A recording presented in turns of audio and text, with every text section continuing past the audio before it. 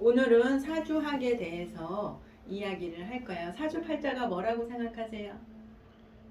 인생이요. 사주팔자는 인생이다. 맞아요. 사주팔자는 점일까요? 아니요. 사주팔자를 본다는 것은 점으로 많이 생각하고 있어요. 하지만 사주팔자는 운명이다. 운의 흐름에 따라서 가고 있다. 그것은 무엇을 보아야 하면은 사주팔자 8글자를 가지고 대운을 함께 보면서 사주는 8글자가 대운 속으로 들어가요. 근데 그걸 알려고 하면 사주팔자를 풀기 위해서는 천간과 지지의 글자를 알아야 돼요. 글자는 또한 글자가 아니에요. 에너지라고 보시면 되세요. 에너지가 어떻게 움직이나 처음에는 이렇게 가요. 음양이 한꺼번에 같이 있었어요. 그런데 이 음양이 양과 음으로 나눠요. 양과 음은 또 어떻게 나누나? 양은 목화를 가지고 목화 토금수의 오행을 가지고 지금 푸는 수업이거든요. 그래서 양은 목화로 나눠지고 음은 금수로 나눠진다고 보시면 돼요. 그러면 토는 어디로 가냐? 토는 중간에 양과 이 토가 양과 음을 아우르기 때문에 이 토라고 이렇게 글자가 한꺼번에 가지고 있어요. 두 가지가 한꺼번에 가지고 있어서 토예요. 토는 모으는 역할을 하죠. 음과 양이 한꺼번에 모으는 에너지 안으로. 그래서 토라는 에너지가 토라는 사주에 토가 많은 분들은 사람들 말을 잘 수용하고 알아요. 이해심이 포용력이 많다고 보시면 돼요. 토가 균형을 맞추는 게 상당히 중요해요. 그렇다고 토가 많은다고 해서 다 좋은 건 아니에요. 목화 토금수가 골고루 있으면 좋은데 우리나라 사람 중에 또는 우리가 사는 사람 중에 토가 그 토만 목만 화만 금만 수만 집중적으로 균형 없이 있는 사주도 있어요. 하지만 그 사주를 놓고 나쁘다 좋다라고 이야기하지는 않습니다. 자, 천간의 목의 에너지가 어떻게 되어 있냐? 천간의 목화 토금수에서 목의 에너지는 간목과 을목으로 나눠져요. 하늘의 에너지. 그리고 화라는 에너지는 병화와 정화로 나눠져요. 그리고 토라는 에너지는 무토와 기토로 나눠져요. 금이라는 에너지는 경금과 신금으로 나눠지고 수라는 에너지는 임수와 개수가 나눠져요. 그래서 이게 십천간이라고 이야기해요. 십천간. 하늘에 자리하고 있다. 십천간. 그리고 또 지지가 있어요. 천간의 에너지가 어때요? 비가 오면 땅으로 내려가죠. 항상 사주를 볼 때 글자를 보지 않고 기운으로 읽으셔야 되세요. 그래서 간목이 지지로 내려왔으면 임목으로 같은 에너지예요. 임목으로 만들어지고 을목이 지지로 내려오면 묘목이라고 에너지가 글자가 바뀌어요. 하지만 그건 글자가 아니다.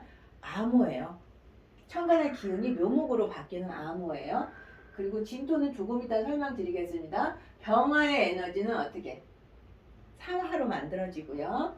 정화의 에너지는 병화. 미토는 조금 이따 설명드리겠습니다. 그리고 경금의 에너지는 신금으로 만들어져요.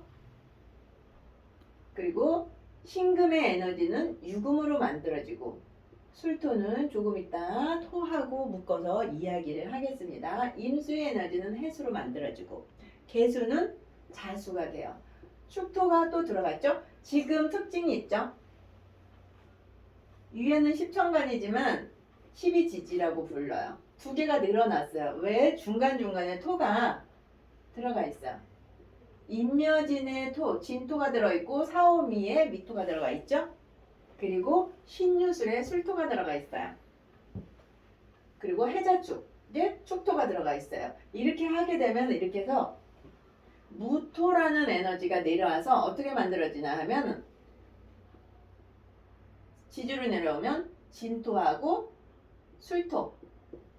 술토가 에너지가 형성돼요. 그리고 기토가 내려오면 지지에서는 미토하고 축토로 에너지를 만들어요. 그러면 토에는 습토하고 건토라는 거를 이야기를 해요. 하지만 제가 계속 말씀드리는 건데 이것은 암호화, 기운이 암호화된 거예요. 천간의 기운이 암호화됐고 우주의 기운이 암호화돼서 우리가 읽기 쉽게 말을 표현할 수 있으려면 무언가 압축된 에너지가 기운이 필요해요. 그래서 이렇게 이야기를 한다고 생각하셔야 되세요. 무조건 간목이다, 인목이다 생각하면 안 돼요. 간목은 어때요? 봄의 에너지구나. 인목은 어때요? 봄의 에너지구나. 병화, 병정, 사호 이 에너지는 여름의 에너지구나. 여름의 에너지는 또 어때요? 시간으로 써면 하루의 낮 시간으로 볼 수 있죠? 그리고 갑을, 인면은 봄의 에너지. 그리고 또 달을 얘기하면은 어떤 거죠? 시간으로 하면 아침의 에너지. 그리고 경신, 신유. 이거는 저녁의 에너지, 가을의 에너지. 계절과 시간이 지금 같이 얘기하고 있죠? 수의 에너지가 인수와 개수, 지지의 해수와 자수. 이건 어때요? 계절로 겨울이 돼요. 겨울 에너지 맞아요. 그럼 시간으로는 어떻게 될까요? 새벽. 아니요. 새벽은 아니에요. 새벽은 이미 지났어요. 새벽, 아침, 또 낮, 그리고 오후로 넘어가죠. 오후로 넘어갈 때 쓴 게 기토예요. 무토까지는 밝아요. 하지만 기토로 넘어가면서 음의 에너지로 들어가요. 그래서 사주에 수라는 에너지가 부족하다. 그랬을 때 기토라도 있으면 그 수가 없다고 보면 안 돼요. 기토는 왜? 음의 에너지 때문에. 아주 쨍쨍한 햇빛이 아니에요. 그늘진 에너지라고, 기운이라고 보시면 되세요. 그래서 사주 8글자를 풀 때 목화 토금수만 갖고 움직이면 안 돼요. 그 기운을 봐라. 계절성, 시간성. 또 띠도 들어가긴 해요. 띠, 호랑이띠, 토끼띠, 뭐 용띠 이런 식으로도 들어가고 있습니다. 그리고 이렇게 시간성과 계절성이 들어가면서 띠도 들어가면서 지지는 좀 복잡해. 거기에다가 지장간이라는 게 또 들어가요. 요거는 나중에 지장간 배우는 수업 시간에 말씀을 드리는 걸로 할게요. 지지의 지장간을 알기 위해서는 외워야 되겠죠? 지장간 외워야 돼요. 하지만 외워야 되는 거 몇 가지 있어요. 천간과 지지의 이야기, 그리고 합, 충, 형 여기까지는 외워주셔야 돼요. 그리고 지장간까지는 외워주셔야 돼요. 또한 방합과 삼합이 있죠? 이게 방합이에요. 인묘진 하면서 목이라는 에너지가 만들어지고 목은 또한 언제요? 아침이죠. 새벽이고 시작이라는 에너지가 아침에는 움직여요. 그래서 우리가 외우려고 하지 말고 이해한다 라고 생각하시면 되세요. 그러면 아침이 지나면 뭐가 돼요? 낮이 오죠. 여기 태양이 바로 있어요. 방이 뜨거워요. 그래서 오화와 미토는 뜨거워요. 특히 미토까지는. 미토는 시간성으로 따지면 1시 반부터 3시 반까지 보거든요. 이때는 쉬어야 돼요. 한여름이라서. 그늘에서 쉬고 그 다음에 3시 반부터 신금 시간에 움직여요. 그래서 미토는 일하고 싶은데 어때요? 위에서 그만 일해. 나무목이죠. 위에 미토 쉬어. 나무 그늘에서 쉬어 라고 해서 미토예요. 그리고 술토. 지금 술토는 금이라는 에너지를 같이 써요. 토긴 하지만 이것을 무조건 토라고 보시면 안 돼요. 가을의 에너지구나. 가을의 기운이구나. 이렇게 보시면 돼요.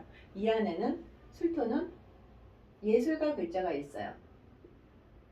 신금이 지장간에 있고 정화가 지장간에 있고 자기의 에너지가 있고 신금은 자기 본연의 지장간을 잠깐 말씀드리면 술토 안에 신금이 들어간 건 어때요?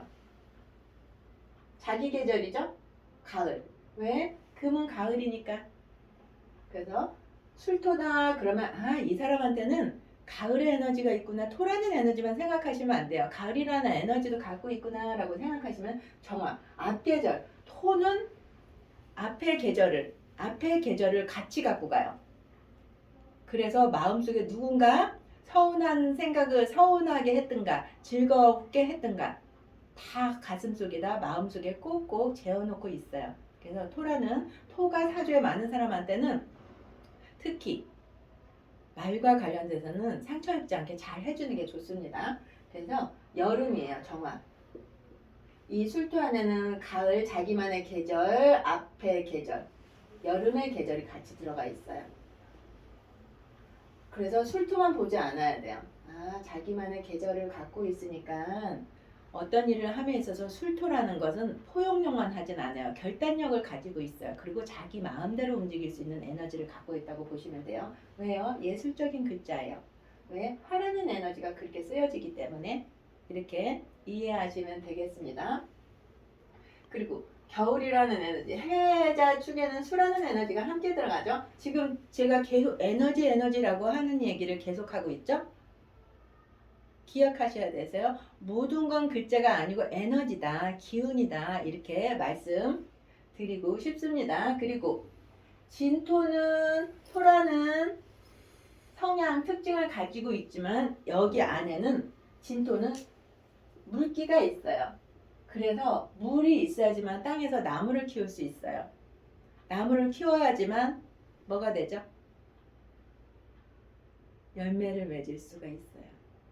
그래서 사주에 수가 약해요.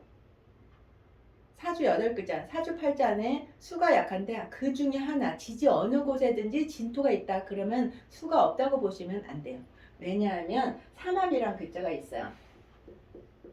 진토를 갖고 사주에 있는데 대운은 상당히 중요해요. 오주라고 보시면 되세요. 대운은 사주 8글자, 사주 8자랑 같이 움직인다고 보시면 되세요. 환경이에요. 그 사주 8자가 들어갈 수 있는 대운 환경. 10년마다 움직이고 있죠. 진토를 갖고 있는데 수라는 에너지가 사주에 부족해요. 그랬을 때 자수나 축토나 신금이나 들어왔을 때는 수의 에너지, 이 진토가 활발하게 나무를 키울 수 있는 자신의 시작하는 에너지, 창조하는 에너지를 가만히 자고 있다가도 아, 나 이제 움직여야 되겠어 라는 걸 가지고 가요. 그래서 아, 수가 없네요. 당신께서는 수가 없어요 라고 사주풀이 하는 것보다는 아, 당신이 언제 이거 세운에서 알려주면 되겠죠. 디테일하게 움직이는 거는 우리가 직접적으로 느낄 수 있는 거, 몸으로 체험할 수 있는 것은 세운이에요.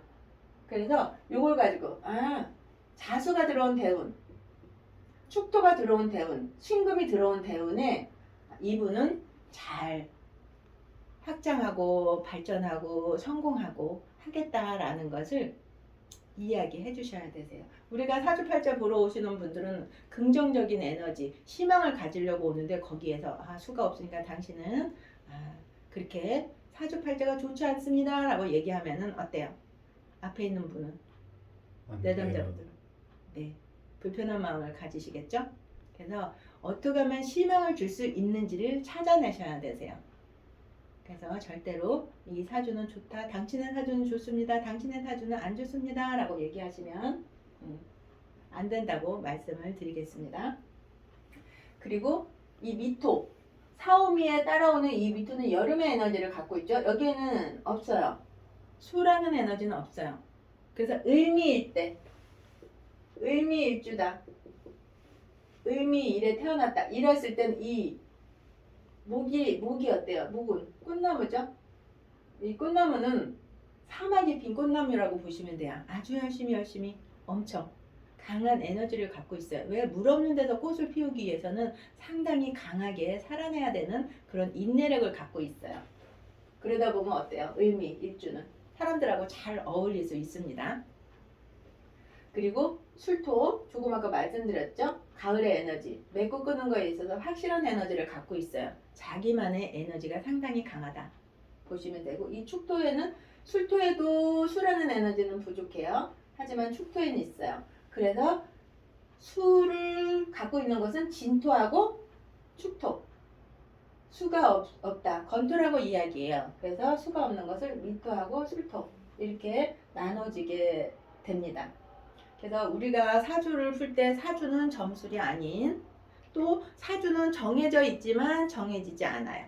왜 그런 말씀을 드리냐 하면은 운의 변화가 항상 있어요. 10년 대운으로 가요. 아무리 좋았던 사람도 대운에서 받쳐주면 좋아요. 돈이 많이 들어온다고 해서 그 돈이 계속 가는 건 아니에요. 재물운은 어느 정도 기간이 있어요. 그래서 사주를 보고 사주를 공부하는 이유는 지혜를 배우기 위해서라고 생각하시면 보시면 되세요. 네, 오늘은 여기까지 하겠습니다.